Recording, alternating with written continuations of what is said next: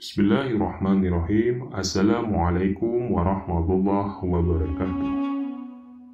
Diceritakan dalam kitab Muqashshafatul Qulub karya Imam Al-Ghazali, pada suatu malam di bulan Ramadan, Nabi Muhammad SAW sedang berkumpul dengan para sahabat.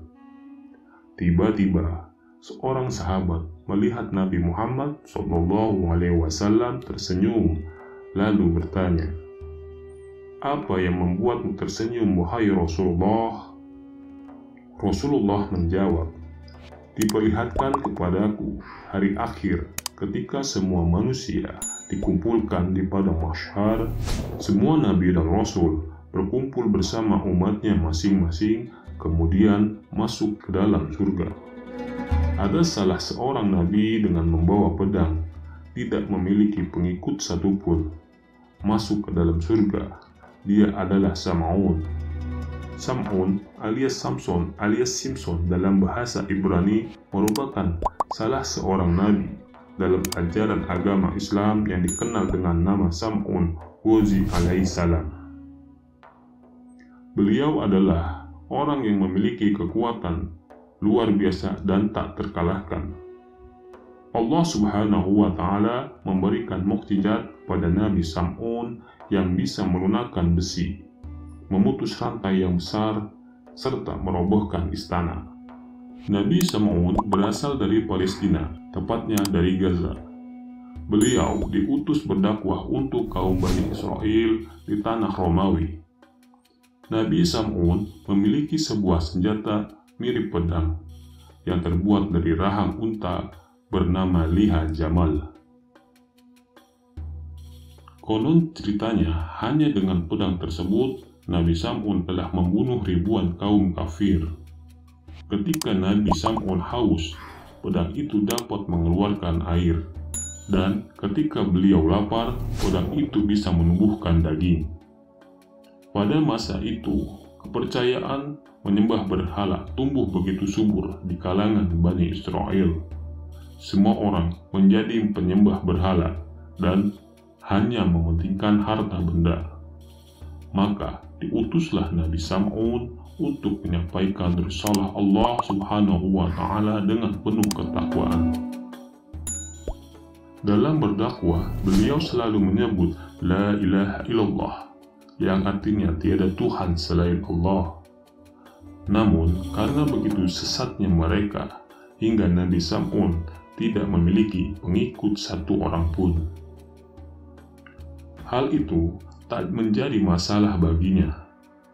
Dengan ketangguhan dan kekuatan yang dimiliki, Nabi Sam'un terus menentang penguasa pada masa itu yang bernama Raja Israel. Nabi Sam'un Ghazi selalu memenangkan pertempuran melawan kaum kafir dan tidak pernah kalah. Kaum kafir sampai ketakutan dibuatnya. Hingga akhirnya Raja Israel memakai cara-cara licik untuk menaklukkan Nabi Sam'un. Sang raja mengadakan sayembara kepada siapa saja yang berhasil mengikat dan membawa Nabi Sam'un ke istana, maka akan diberikan imbalan emas dan permata yang sangat banyak. Raja kemudian mempunyai ide untuk menawarkan hadiah kepada istri Nabi Sam'un. Raja bertanya, "Wahai istri Sam'un, apakah kamu mencintai suamimu?" Sang istri menjawab, "Tentu saja, Raja." Kemudian Raja bertanya lagi, "Kamu tahu kan bahwa suamimu membuat semuanya ketakutan?"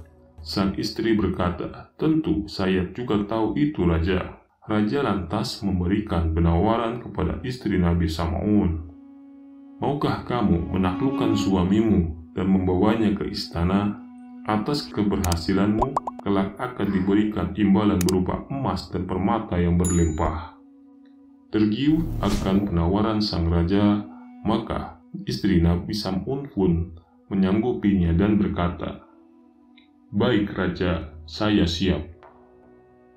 Kemudian oleh raja diberikanlah tali untuk mengikat tubuh Nabi Sam'un. Percobaan di hari pertama, sang istri menunggu Nabi Sam'un yang sedang sholat.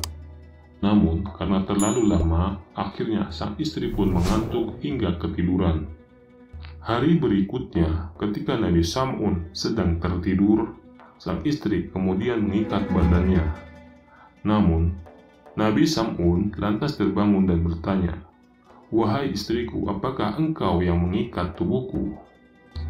Sang istri menjawab, "Aku hanya mencoba seberapakah kuat dirimu."